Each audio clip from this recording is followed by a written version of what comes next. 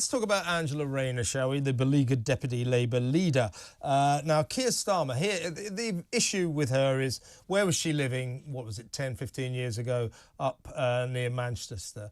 Where was she living? Did she break electoral law, and did she avoid capital gains tax on the sale of her right to buy council house, and by allegedly pretending she was living there when she wasn't? That's the question. Now, Keir Starmer says he hasn't looked at any evidence to support Angela Rayner's story. She says she has documents that proved that she was given advice that what she did was totally legal. Keir Starmer won't look at that, won't look at the documents that his deputy, Angela Rayner, says will exonerate her.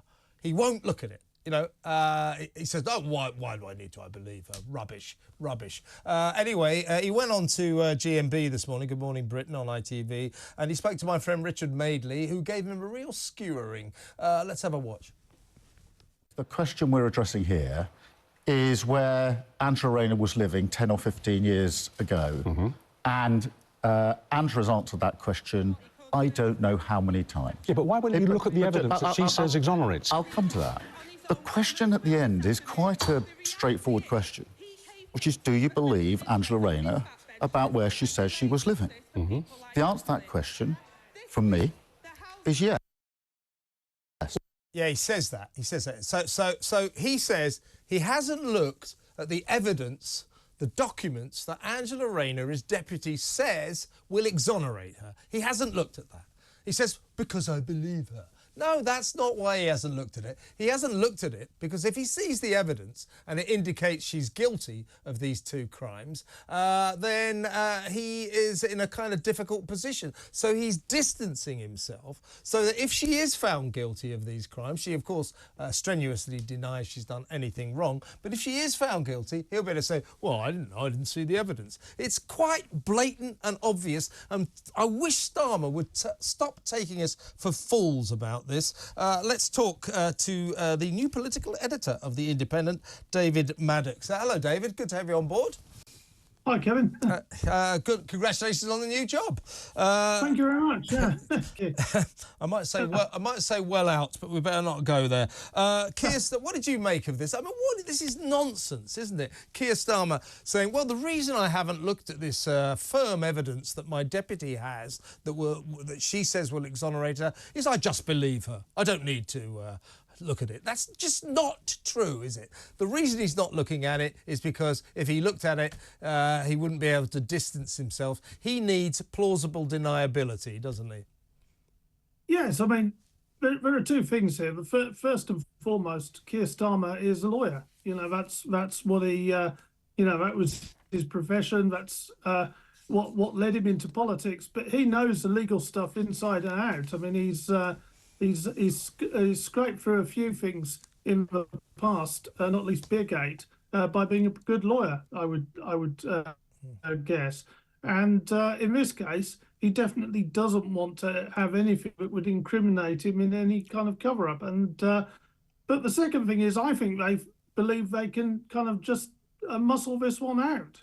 That, you know, every time the Angela Rayner story gets some traction, some new scandal about Conservative MP blows up, you know, whether it's William Ragg passing on his mobile numbers to of his colleagues to a potential blackmailer, or, you know, Mark Menzies having to quit because of his dodgy goings on in a flat with bad people. And, you know, and then the story moves away. And in the end, you know, there's a number of people in this country who've kind of skirted around the whole capital gains business, who may feel a little bit of sympathy anyway for Angela Rayner.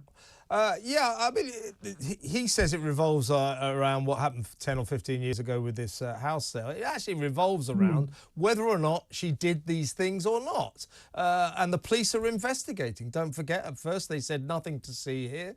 And then when a Tory MP complained and said, I think there is something to see here, I think the Manchester police were kind of embarrassed into backtracking and say, OK, we will investigate her. They are now interviewing all sorts of people, including a neighbour who was the official signatory to the sale of the house. And frankly, you know, Angela's position seems difficult. We cannot predict the outcome of this investigation. But the idea that a woman being investigated by the police for two quite serious crimes and the fact that she could be found guilty, as I say, I must stress, she denies all wrongdoing, it does bring into question Labour's insistence that she will play a frontline role in the election campaign. Well, it does, but she hasn't been shy in the local elections. You know, she's been up there. I think she's been up in Blackpool and at various events already around the country.